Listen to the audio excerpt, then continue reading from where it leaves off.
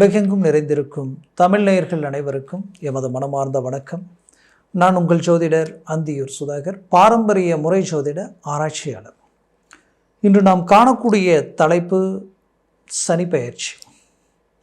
ரொம்ப நாளாக நீங்கள் எதிர்பார்க்கக்கூடிய சில பெயர்ச்சிகளில் இந்த பெயர்ச்சி நமக்கு எப்படி இருக்கும், இது எந்த அளவுக்கு நமக்கு பாசிட்டிவாக இல்லை நெகட்டிவாக அப்படின்ற ஒரு குழப்பங்கள் மேஷராசி அன்பர்களுக்கு உண்டு. ஏன்னா மேஷராசி அன்பர்களுக்கு இதுவரைக்கும் லாபஸ்தானத்தில் இருந்த சனி பகவான் விரயச்சனியாக மாறப்போகிறார். உங்களுடைய 12ஆம் பாவத்தில் இவரது நிலை உருவாக போகுது. அப்போது அந்த இடத்துல வரக்கூடிய இந்த சனி பகவானால் நமக்கு மாபெரும் இடையூறுகளுக்கு உண்டாகிடுமோ அப்படின்ற ஒரு குழப்பமும் உங்களுக்கு உண்டு. ஏன்னா எல்லாருக்குமே 7.5 சனி வந்துட்டாலே அதனால் நிறைய நம்ம சிரமங்களை சந்திக்கக்கூடிய நிலைக்கு ஆளாயிடுமோன்ற ஒரு பயம் இருக்கும். ஆனால் அந்த சனி பகவானால் அவரது பார்வையால் சில மாற்றங்களும் மாறுதல்களும் கிடைக்கும். அது இந்த வருடம் 2025 வருடம் 3வது மாதம் மார்ச் மாதம் 29ஆம் தேதி பயிற்சியாகி, இந்த பெயர்ச்சி மீண்டும் பார்த்தீங்கன்னா 2027 6வது ஜூன் மாதம் 3ஆம் தேதி வரைக்குமே இந்த காலகட்டங்கள் இருக்கும். அப்போது இந்த காலகட்டங்களில் உங்களுக்கு பார்த்தீங்கன்னா கிட்டத்தட்ட இது 2.5 வருஷம் இந்த காலகட்டங்கள் உங்களுக்கு எப்பேற்பட்ட மேன்மைகள் அளிக்க போகுதுன்றதை தெளிவாக விவரமாக இந்த காணொலியில் நம்ம பார்க்கலாம். நம்ம சேனலை சப்ஸ்கிரைப் பண்ணாதவங்க பண்ணிக்கோங்க, பெல் பட்டனை கிளிக் பண்ணி ஆல் ஆப்ஷனை கொடுத்துக்குங்க. அப்போ தான் அடுத்தடுத்து காணொளிகள் உங்களை உடனடியாக அடையும். ஆக மேஷராசி அன்பர்கள், நீங்கள் செவ்வாய் பகவானின் ஆதிக்கத்தில் பிறந்தவங்க. உங்களுடைய ராசியினுடைய அதிபதி உங்கள் வீட்டிற்கு ஆட்சி பெற்றாலும் அவர் உங்களுடைய 10ஆம் வீடாகப்பட்ட, ஏன்னா உங்களுடைய ராசி சரராசி, இந்த சரராசிக்கு பார்த்தீங்கன்னா 4 மூலைகள்னு சொல்லுவோம். இதை சதுர கேந்திரம், அதாவது 4 மூளை ஆகப்பட்ட கேந்திர பலம் பெற்ற ஒரு ராசியினுடைய அமைப்பு உங்களுடைய ராசி. ஏன்னா உங்கள் ராசியில் சூரிய பகவான் உச்சம் பெறுவார் காலபுருஷனுக்கு 1ஆம் வீட்டில். அடுத்தது உங்களுடைய வீடாகப்பட்ட 4ஆம் வீடு சந்திர பகவான் வீட்டில் குரு பகவான் உச்சம் அடைவார். அடுத்தது 7ஆம் வீடாகப்பட்ட துலாம் ராசியில் அந்த இடத்துல சனி பகவானே உச்சம் அடைவார். அடுத்தது உங்களுடைய 10ஆம் வீடாகப்பட்ட மகரத்தில் உங்களுடைய ராசியினுடைய அதிபதியாகப்பட்ட செவ்வாய் உச்சம் அடைவார் சனி பகவானது வீட்டில். அப்போது இந்த சரராசியில் பிறந்த நீங்கள் எங்கேயும் உங்களுடைய ஸ்பீட் குறையாமல் போயிட்டுருப்பீங்க. எவ்வளோ ஃபெயிலியர்ஸ் உங்கள் வாழ்க்கையில் நீங்கள் பட்ட அந்த கஷ்டங்கள் வேறு யார் பட்டு இருந்தாலும் இந்நேரம் நம்ம லைஃபே அவ்வளோதான், இதுக்கு மேலே நம்ம என்னத்தை போய் பண்ணுறது, நம்மளுடைய கெப்பாசிட்டியை இவ்வளோதான்ற அளவுக்கு ஒரு மைண்ட் செட் உருவாகி தன்னம்பிக்கையை இழந்து இன்றைக்கி ட்ராப் ஆகி உட்காரக்கூடிய நிலைமைக்கு ஆளாக இருந்திருப்பீங்க. ஆனால் எங்கேயுமே உங்களுடைய ஸ்பீட் குறையில. இப்போ உங்கள் மனசு ஒன்றே தான் சொல்லிகிட்டு இருக்கு, சாதிப்போம், சாதிச்சு காட்டுவோம், பெரிய இலக்கை நம்ம அடைய போகிறோம், நம்ம நினச்ச இலக்கை நோக்கி பயணம் பண்ணக்கூடிய எல்லா திறமையும் ஆற்றலும் நம்மக்கிட்ட இருக்குது. பட் அதற்குரிய வாய்ப்புகள் மிஸ் ஆகிட்டுருக்குன்றது மட்டும்தான் இங்கே உண்மை. ஆமாம், மிஸ் ஆகிட்டுருக்கு. ஏன் மிஸ் ஆகிட்டுருக்குன்னு பார்த்தீங்கன்னா உங்களுடைய ராசிக்கு கிட்டத்தட்ட கடந்த 4, 5, 6 வருஷத்தில் பார்த்தீங்கன்னா அது என்னவோ ஒவ்வொரு முறையும் இந்த குரு பெயர்ச்சியின் வரும் பொழுது ஒன்று ராகு அவரோட சேர்றாரு, இல்லைனா இந்த ராகு எப்போவுமே மேஷராசிக்கு ராகு நெகட்டிவ் தான்.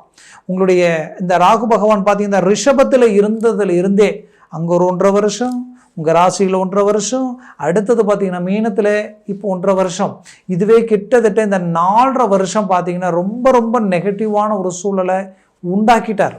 அப்போது ஒரு புறம் இந்த நிலை, மறுபுறம் குரு பகவான் பார்த்தீங்கன்னா அவர் எப்போ உங்களுக்கு பார்த்தீங்கன்னா தனுசு ராசிக்கு வந்தாரோ அந்த தனுசு ராசியில் இருந்து கிட்டத்தட்ட மீனராசி வரைக்குமே ரொம்ப பிரச்சனையாக தான் உங்களுக்கு இருந்தது. 6-7 வருஷமாக நிறைய பிரச்சனைகள், அதாவது ஒவ்வொரு முறையும் ரிலீஃப் ஆகிற மாதிரி ஒரு வாய்ப்பு உருவாகும். அப்போது ஒன்று இந்த குரு லாக் ஆகிடுவார், இல்லை இந்த ராகு குருவை லாக் பண்ணிடுவார். இந்த மாதிரியான சில நிலைமையை சந்திச்சுட்டே வந்ததுனால ஒரு நிரந்தர வளர்ச்சிக்குரிய பாதை உங்களுக்கு கிடைக்கல. ஆனாலும் இப்போ உங்களுக்கு அந்த குரு பகவான் பார்த்திங்கன்னா உங்களுக்கு தனஸ்தானத்தில் இருக்கிறாரு. அடுத்தது அவருடைய பயிற்சி உங்களுக்கு 3ஆம் பாவமாகப்பட்ட மிதுனத்திற்கு போகும். மிதுனத்திற்கு போய் அடுத்தது இந்த பயிற்சி வரைக்குமே பார்த்திங்கன்னா அதுக்கு அடுத்ததும் உங்களுக்கு கடகத்துக்கு பயிற்சி ஆகிற வரைக்குமே இந்த சனி பகவான் இந்த இடத்துல தான் இருக்க போகிறார். அப்போது இந்த காலகட்டங்களில் சனி பகவான் விரயச்சனியாக வரும் பொழுது உங்களுக்கு நெகட்டிவா இல்லை பாசிட்டிவா அப்படின்னு பார்த்தீங்கன்னா நெகட்டிவ் இருக்குது. எப்படின்னா விரைய செலவுகள் அதிகமாகும். விரைய செலவுகள் 100% உங்களுக்கு இருக்குன்றதை நீங்கள் கன்ஃபார்ம் பண்ணிக்கோங்க. ஒன்று, வண்டி வாகனங்களில் போகும் பொழுது ரொம்ப எச்சரிக்கையாக போகணும் வரணும். 2, ஒரு சில கமிட்மெண்ட்டுகளை நீங்கள் கனெக்ட் பண்ணி செய்யும் பொழுது இது சரியாக தப்பான்றது ஒரு தடவைக்கு 2 தடவை யோசித்து நீங்கள் செயல்படணும். 3வது, ஒருத்தர்கிட்ட வாக்கு கொடுக்கறதும் சரி, நீங்கள் இன்வெஸ்ட்மெண்ட் பண்ணுற விஷயமும் சரி, இது எதில் பண்ணணும் பண்ணக்கூடாதுன்றத ஒரு கால்குலேட் பண்ணி நீங்கள் அதுக்கப்புறம் அதில் செயல்படுத்தணும். அப்போது முதலாவதாக இதில் பார்த்தீங்கன்னா நீங்கள் செய்யக்கூடிய விஷயங்கள் இந்த விரயச்சனின்னு வந்துட்டாலே நீங்கள் உங்களுடைய இன்வெஸ்ட்மெண்ட் அசையக்கூடிய சொத்தில் எதுலேயுமே போடாதீங்க. முதல்ல வண்டி வாகனங்களை தவிர்த்துடுங்க. இருக்கிற வண்டியை லெவல் பண்ணிக்கங்க. முடிஞ்ச வரைக்கும் அப்படி ஒன்று வாங்கியே தீரணும், வேறு வழியே இல்லை அப்படின்னு நீங்கள் நினச்சிங்கன்னா நீங்கள் செய்ய வேண்டியது ஒன்று தான். அதாவது சீப் அண்ட் பெஸ்ட்டாக ஒன்று வாங்கி அதை கொஞ்சம் மேனேஜ்மெண்ட் பண்ணி செஞ்சுக்கிங்க. 1. 2வது, நீங்கள் அந்த இன்வெஸ்ட்மெண்ட்டை எப்படி பண்ணணும்னா ஒரு பூமி மேலே போடலாம், ஒரு பிளாட் மேலே போடலாம், இல்லைனா ஒரு இடம் வாங்கிறதுக்கு இல்லை. கம்பல்சரி மேஷராசி அன்பர்கள் நிறைய பேர் ஆல்ரெடி வீடு கட்டிக்கிட்டு இருப்பீங்க. இன்னும் சிலர் வீடு கட்டுறதுக்குண்டான ப்ரொசீஜருக்குண்டான முயற்சிகளை பற்றி பேசிக்கிட்டு இருப்பீங்க. அதுக்குண்டான கமிட்மெண்ட்டை உருவாக்கியிருப்பீங்க. இப்போ கூட கமிட்மெண்ட் ஆகிருப்பீங்க. இந்த வாய்ப்புகள் 100% மேஷராசி அன்பர்களுக்கு கிடைக்கும். பட் சிலர் எப்படி யோசிச்சுட்டு இருப்பீங்கன்னா, நாம் இருக்கிற சூழ்நிலைக்கு இந்த நேரத்தில் இது நம்ம டச் பண்ணலாமா, பணம் வர வேண்டிய பணம் முழுசாக வரட்டும், இல்லைனா பணமே இல்லை, நம்ம இருக்கிற இந்த சூழ்நிலையில் நம்ம இருக்கிற பிரச்சனையை விட்டு வெளியில் வர்றதே பெருசு, நம்ம புதுசாக அதை தொடங்கலாம் அப்படின்ற குழப்பங்கள் நிறைய இருக்கும். கம்பல்சரி இதில் எங்கே கேப் கிடைச்சி நீங்கள் வீடு கட்டக்கூடிய வாய்ப்பு கிடைச்சாலும் யோசிக்கவே வேண்டாம். நீங்கள் அந்த வீடு கட்டக்கூடிய வாய்ப்பை செலக்ட் பண்ணிக்கங்க. இது 90% பேருக்கு நான் இதை ரெக்கமெண்ட் பண்ணுவேன். ஏன்னா உங்களுக்கு மன உளைச்சல் இருக்கிறது உண்மை. அந்த மன உளைச்சலை முடிஞ்ச வரைக்கும் இப்படி நீங்கள் செயல்படுத்தும் பொழுது ஒரு வீடு கட்டிப்பார், கல்யாணத்தை பண்ணிப்பாருன்னு சொல்லுவாங்க. 100% 2ல் 1 நீங்கள் இந்த 7 சனியில் சந்திச்சே தருவீங்க. இந்த விரயச்சனியில் இது சந்திச்சுக்கிறது பெஸ்ட். ஏன்னா செலவு இருக்குது, அந்த செலவை இப்படி செஞ்சுக்கிங்க. மன உளைச்சல் இருக்குது, அந்த மன உளைச்சல் ஒன்று உருவாக்குறதுக்காக அதை ரிஸ்க் எடுத்தீங்கன்னா அது உங்களுடைய அடுத்த தலைமுறைக்கும் உங்களுடைய பிள்ளைகளுக்கும் உங்கள் குடும்பத்துக்காக நீங்கள் கட்டி கொடுக்கக்கூடிய அந்த வீடு, அதற்காக உங்களுடைய மன உளைச்சலும் அதற்காக நீங்கள் ரிஸ்க் எடுக்கிற விஷயங்களும் கண்டிப்பாக இதில் உங்களுக்கு ஒரு சக்ஸஸ்ஃபுல்லான மேன்மைகளை உருவாக்கி கொடுத்துரும். அடுத்தது 7 சனி வந்துட்டாலும் இவ்வளோதானா 100% சொல்கிறேன். இதே 7 சனியில் கும்பராசி அன்பர்களும் சரி, மகர ராசி அன்பர்களும் சரி, நிறைய பேர் பிஸி ஆகிட்டாங்க. நிறைய பேர் பெரிய லெவலில் சாதிச்சிருக்கிறாங்க, டாப் பொசிஷனில் இருந்திருக்கிறாங்க. இது நான் ஏதோ உங்களை ஆறுதலைப்படுத்துறதுக்காகவோ ஏதோ ஒரு விஷயத்த சொல்லி உங்களை கன்வெர்ட் பண்ணுறதுக்காகலாம் நான் சொல்லலை, இது உண்மை. ஏன்னா உங்களுடைய ஜாதகத்தில் இந்த சனி பகவான் யோகியாக இருந்துட்டால், உங்கள் லக்னத்திற்கு சொல்கிற ராசிக்கு சொல்லலை, உங்கள் லக்னம் திடீர்னு துலாம் லக்னமாக இருக்கலாம், ஒருவேளை உங்களுக்கு கும்ப லக்னமாக இருந்துடலாம். அந்த கும்ப லக்னமாக இருந்துட்டு உங்களுக்கு துலாமில் சனி இருந்து அந்த சனி திசை இப்போ நடந்துருச்சுன்னா நீங்கள் தான் ஸ்டார். இப்படி நிறைய விஷயங்கள் இருக்குது. தயவு செய்து 7 சனி வந்துருச்சு அவ்வளோதான்லாம் வேலை. எச்சரிக்கை மட்டும் உங்களோட இருக்கட்டும். மாய பிம்பங்களை நம்பாதீங்க. இதில் பணம் போட்டிங்கன்னா இவ்வளோ வரும், இவ்வளோ இன்வெஸ்ட்மெண்ட் பண்ணிங்கன்னா இவ்வளோ கிடைக்கும் அப்படின்ட்டு ஏதோ ஒரு இடத்துல இருந்து ஏதோ ஒரு ஆன்லைன்லேருந்து கண்ணுக்கு தெரியாத சில விஷயங்களை வச்சு இறங்கும் பொழுது ஸ்டார்டிங்கில் வர மாதிரி வரும், அடுத்தது பார்த்திங்கன்னா அப்படியே டவுன் ஆகி ட்ராப் ஆகி எல்லாம் போயிட்டே இருக்கும். அந்த மாதிரியான விஷயங்களில் சம்பாரித்தவங்க இருக்கலாம். பட் நம்ம சூழ்நிலைக்கு நம்ம ராசிக்கு இந்த நேரத்தில் இந்த மாதிரியான விஷயங்களை செலக்ட் பண்ண வேண்டாம். உழைப்புக்கு மட்டும் முக்கியத்துவத்தை கொடுங்க, ஹார்ட் ஒர்க் பண்ணுங்கள். உங்களுக்கு மேலே இருக்கிறவங்க கிட்ட ரொம்ப கேர்ஃபுல்லாக இருங்க. உங்களுக்கு கீழே இருக்கிறவங்க விஷயத்துலேயும் ரொம்ப டீப்பாக அலட்சியமாக நினச்சிடாதீங்க. இங்கே யார் பிரச்சனையாக மாறலாம், யாராலையும் உங்களுக்கு நல்லதும் டாப் பொசிஷனும் கிடைக்கலாம், அவங்களே உங்களை ட்ரா பண்ணி கீழே உட்கார வைக்கிறதுக்கு உண்டான வாய்ப்பும் இருக்குது. அதனால் எல்லாத்தையும் மேனேஜ்மெண்ட் பண்ணி அழகாக ஸ்மூத்தாக கொண்டு போங்க. அதே நேரத்தில் அகலக்கால் எதுலையும் வச்சிடாதீங்க. அகலக்கால்ன்றது ரொம்ப நமக்கு தகுதிக்கு மீறி கடன் வாங்குகிற விஷயங்களில் வேண்டாம். கடன் கொஞ்சம் தேவை, வாங்கி இதை லெவல் பண்ணி இதை லெவல் பண்ணிக்கலாம்னா ஒரு லெவலுக்குள்ளே உங்கள் கண்ட்ரோலுக்குள்ளே இருந்தால் அதை செய்யுங்க. அதுக்கு மேலே இருந்தால் அதை அதாவது அதை ரிஜெக்ட் பண்ணிவிடுங்க. அடுத்தது பார்த்தீங்கன்னா மேஷராசி அன்பர்கள் ஸ்ட்ரைட் ஃபார்வேர்டு. வாக்கு கொடுத்தீங்கன்னா காப்பாற்றுறதுல பர்ஃபெக்டாக இருப்பீங்க. கடந்த குறிப்பிட்ட காலகட்டங்களில் தொழில் ரீதியில் சில சரிவுகளால் சில கடன் சுமைகளுக்கு ஆளாகக்கூடிய நிலைமை, வாங்காத கடனுக்கு வட்டியை கட்டக்கூடிய நிலைமை, செய்யாத தவறுகளுக்கு பாதிக்கப்படக்கூடிய நிலைமை வேலையில், இது எல்லாமே மேஷராசி அன்பர்களை சந்திச்சிட்டீங்க. கண்டிப்பாக சொல்கிறேன், இதிலிருந்து ஒரு நல்ல மாற்றங்கள் பிறக்கும். ஏன் சொல்ல வரேன்னா, உங்களுக்கு இருந்த எதிர்ப்புகளும் துரோகங்களும் குடைச்சல்களும் நீங்கக்கூடிய இடத்துல தான் சனி பகவான் வந்து நிற்கிறார். ஏன்னா அவர் பார்வை டைரக்டா 180 டிகிரியில் விழக்கூடிய இடம் 6ஆம் பாவம், அந்த கன்னியில் விழுது. கன்னி உங்களுக்கு யார்? கன்னி வந்து பார்த்தீங்கன்னா, கன்னிராசி வந்து பார்த்தீங்கன்னா உங்களுக்கு 6ஆம் வீடு, சத்துரு சம்மந்தப்பட்ட இடம். சத்துருன்றது என்ன?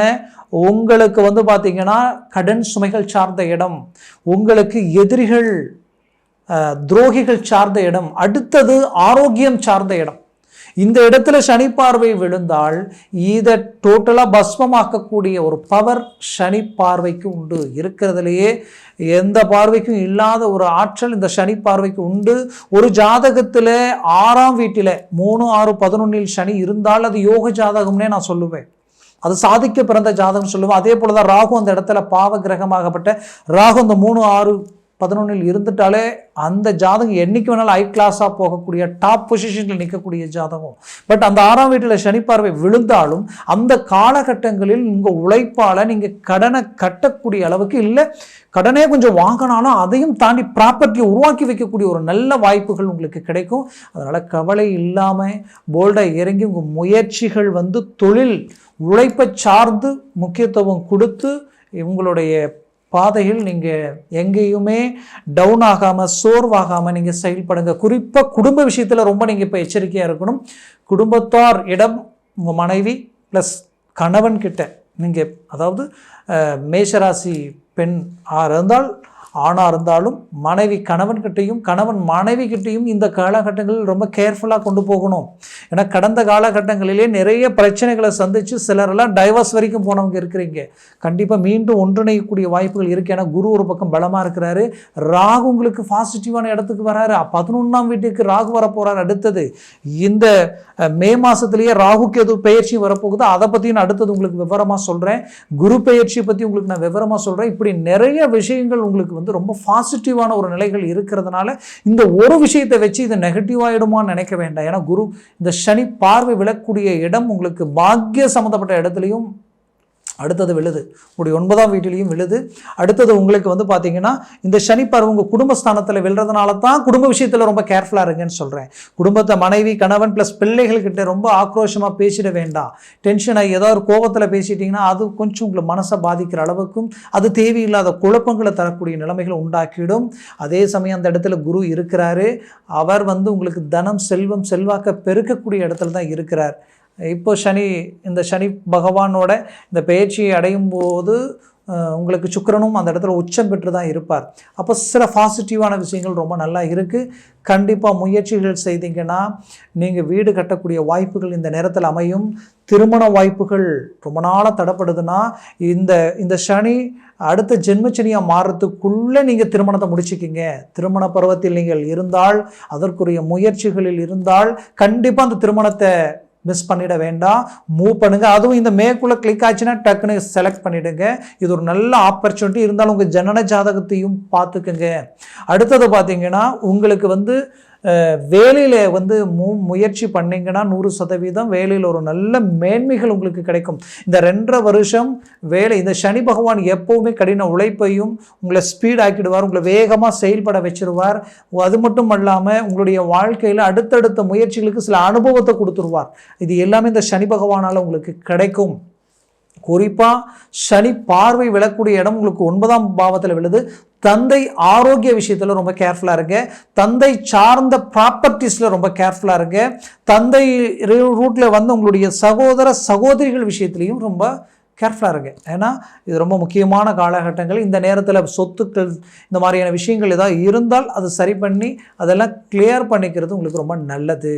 அடுத்தது பார்த்தீங்கன்னா, உங்களுக்கு இந்த சனி பகவான் வந்து 10ஆம் வீட்டிற்கு அதிபதி, 11 லாபஸ்தானாதிபதி. அப்போ தொழில் சம்மந்தப்பட்ட இடத்திற்கு அதிபதி, லாப சம்மந்தப்பட்ட இடத்திற்கு அதிபதி. அப்போது தொழில் சார்ந்து நீங்கள் இன்வெஸ்ட்மெண்ட் பண்ணுற மாதிரி வரும்.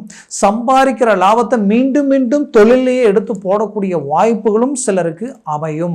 அந்த வாய்ப்புகளில் சற்று சேஃப்டி சார்ந்த விஷயங்கள் நான் மீண்டும் சொல்கிறேன். அந்த நீங்கள் அதில் பணம் எவ்வளோ வேணாலும் போடுங்க, அடுத்தடுத்து தொழில் அடுத்து கொண்டு போகிறதுக்கு முயற்சி எடுங்க, அது தப்பு இல்லை. முடிஞ்ச வரைக்கும் கொஞ்சம் சேஃப்டி, ஏதாவது ஒரு லேண்ட், ஒரு பூமி சார்ந்த விஷயங்களில் கொஞ்சம் சேஃப்டி பண்ணி வச்சுக்கணும். இது பூமி சம்மந்தப்பட்ட விஷயங்களோ இல்லை வீடு சம்மந்தப்பட்ட விஷயங்களில் நீங்கள் சேஃப்டி பண்ணால் மட்டும்தான் அந்த பணம் உங்களுக்கு தங்கும். வேறு நகை இல்லை கார், வண்டி, வாகனங்கள் சார்ந்த ரீதியில் இறங்கி செயல்படுத்தினீங்கன்னா சற்று அது உங்களுக்கு நெகட்டிவாக இருக்கும். வாகனத்துறையில் இருக்கிறேன், நான் டிரான்ஸ்போர்ட் சம்மந்தப்பட்ட துறையில் இருக்கிறேன், இரும்பு இயந்திரங்கள் சார்ந்த மெட்டீரியல் ஒரு வந்து பார்த்தீங்கன்னா ஒரு நல்ல ஹார்ட்வேர்ஸ்லேயோ இல்லை நான் வந்து பார்த்தீங்கன்னா இந்த இரும்பு இயந்திரம், இந்த ரா மெட்டீரியல்ஸ், இந்த மாதிரியான விஷயங்கள் நான் பண்ணிகிட்டு இருக்கிறேன் அப்படின்னு நினைக்கக்கூடியவங்களுக்கு பயப்பட வேண்டிய அவசியம் இல்லை. கொஞ்சம் பார்த்து நிதானமாக நம்ம பணம் கொடுக்கறது வாங்கிறது, மெட்டீரியல் எடுத்ததுமே கரெக்டாக பணம் கொடுக்கறதும் சரி, அது கைக்கு வரதும் சரி, கொஞ்சம் கவனக்குறைவு இல்லாமல் பார்த்து சரி பண்ணிக்கோங்க. இது எல்லாத்தையும் பண்ணிட்டீங்கன்னா ரூட் கிளியராக இருக்கும். குறிப்பாக பிள்ளைகள் விஷயம், அவங்களுக்கு திருமண முயற்சி எடுக்கிற நிலையில் நீங்கள் இருந்தீங்கன்னா அந்த பொண்ணோ இல்லை மாப்பிள்ளையோ செலக்ட் பண்ணுற விஷயத்தில் ஒரு தடவைக்கு 10 தடவை நல்லா ஸ்கேன் பண்ணி செலக்ட் பண்ணுங்க. மற்றவங்க பேச்சை முழுமையாக எடுத்து மட்டும் செஞ்சிடாதீங்க. உங்களுடைய மனசு என்ன சொல்லுதோ அதை நல்லா பார்த்து ஆக்டிவாக மூவ் பண்ணி செயல்படுங்க. நிறைய பேருக்கு இந்த 7 சனி காலகட்டங்களில் செலக்ட் பண்ணக்கூடிய விஷயத்தில் நிறைய பிரச்சனைகளை சந்திக்கக்கூடிய நிலைகள் உருவாயிடுது. அதனால் பி கேர்ஃபுல்லாக நீங்கள் மூவ் பண்ணிங்கன்னா கண்டிப்பாக சொல்கிறேன் 100% ஒரு சக்ஸஸ்ஃபுல்லான ஒரு லைஃப் அவங்களுக்கு அமைச்சு கொடுத்துருவீங்க. ஏன்னா சுபகாரியங்கள் நடக்கக்கூடிய ஒரு நேரம். ஏற்கனவே திருமண முயற்சிகளிலோ இல்லை கல்யாணம் ஆகி டைவர்ஸ் வரைக்கும் போகி இன்றைக்கி நிறைய பிரச்சனைகள் 3வது நபர்களால் உருவாகி குடும்பமே பிரியக்கூடிய நிலைமை ஆயிடுச்சு அப்படின்ற குழப்பத்தில் இருக்கக்கூடிய மேஷராசி என்பர்கள், குறிப்பாக பெண்கள் நிறைய பாதிக்கப்பட்டாச்சு. இன்றைக்கி நமக்கு ஏன் இந்த வாழ்க்கை வாழ்கிறோன்ற அளவுக்கு சிலருடைய வாழ்க்கையில் நிறைய மன உளைச்சல்கள் கடந்துக்கிட்டு இருக்கிறீங்க. கண்டிப்பாக அது சரி செய்யக்கூடிய நேரம் இந்த மே மாதத்துக்கு மேலே மே மாதம் 18ஆம் தேதிக்கு மேலே ராகு பெயர்ச்சி இங்கே வந்துடும். இந்த ராகு பெயர்ச்சியால் உங்களுக்கு லாபஸ்தானத்தில் இருக்கிற ராகுவால் கம்பல்சரி உங்களுக்கு ஒரு நல்ல கிளாரிட்டி கிடைச்சிடும். அது வரைக்கும் இருக்கக்கூடிய இந்த ராகு ப்ளஸ் சனியினுடைய சேர்க்கை இடையில் இந்த 2-3 மாதங்கள் உங்களுக்கு ஒரு நல்ல மாபெரும் மாற்றங்கள் அளிக்கக்கூடிய ஒரு காலகட்டமாக உங்களுக்கு இருக்க போகுது. முயற்சிகளை ஸ்ட்ராங் பண்ணினீங்கன்னா 100% ஒரு நல்ல மேன்மை அடைவீங்க. நான் மீண்டும் சொல்கிறேன், 7 சனியில் சாதித்தவங்க நிறைய பேர் இருக்காங்க. அதனால் சனி பகவான் கொடுக்கிற நிலையில் உங்கள் ஜாதகத்தில் இருந்துட்டால் அவருக்கு நிகர் யாருமே இல்லை. அதனால் நெகட்டிவாக பார்க்க வேண்டாம், பாசிட்டிவாக பாருங்கள். ஒரு சக்ஸஸ்ஃபுல்லான ஒரு இலக்கை அடைய போகிறீங்க. இந்த 2.5 வருஷத்தில் உங்களுக்கு பூமி ப்ளஸ் வீடு, குடும்ப ரீதியில் வளர்ச்சி எல்லாமே உங்களுக்கு கிடைக்க போகுது. முயற்சிகள் பலப்படுத்துங்க, சக்ஸஸ்ஃபுல் கிடைக்கும். அதே நேரத்தில் ஆரோக்கியத்தில் கொஞ்சம் கேர்ஃபுல்லாக பார்த்து ஒவ்வொன்றும் பண்ணுங்கள். அப்பப்போ செக் பண்ணிக்கோங்க. ஆரோக்கியத்தை மருத்துவ ரீதியில் செக் பண்ணிக்கிட்டு எதுலேயும் இறங்கி செயல்படுத்தினால் ஒரு நல்ல மேன்மை அடைவீங்க. ஆக மேசராசி அன்பர்களினுடைய வாழ்க்கையில் ஒரு நல்ல மேன்மைகளை தரக்கூடிய ஒரு இடத்துல சனி பகவான் இருக்கக்கூடிய நிலைகள் மற்ற கிரகங்களால் உண்டாக போகுது. ஏன்னா ராகு கேது ப்ளஸ் குரு பெயர்ச்சி இப்படி நிறைய விஷயங்கள் இருக்குது. இது இன்னுமே உங்களுக்கு பாசிட்டிவாக இருக்குது. உங்கள் ஜனன ஜாதகத்தில் அந்த அமைவுகள் எந்த அளவுக்கு இருக்குன்றது பாருங்கள், பார்த்து ஒரு முடிவெடுங்க. இன்னுமே நல்லா இருக்கும். அப்படி பார்க்கணும்னு நினச்சிங்கன்னா கீழே இருக்கக்கூடிய கான்டாக்ட் நம்பருக்கு கால் பண்ணி முன்பதிவு செய்து வாட்ஸ்அப் மூலமாக உங்கள் ஜாதகத்தை அனுப்பி தெளிவாக விவரமாக கேட்டு தெரிஞ்சு அதை சார்ந்த முயற்சிகள் எடுத்தீங்கன்னா 100% சக்ஸஸ் அடையக்கூடிய அருமையான வாய்ப்புகள் உங்களுக்கு உண்டு. மேலும் உங்களது வாழ்க்கை வளமாக அமைந்திட எமது மனமார்ந்த வாழ்த்துக்கள். நன்றி, வணக்கம். மீண்டும் சந்திக்கலாம்.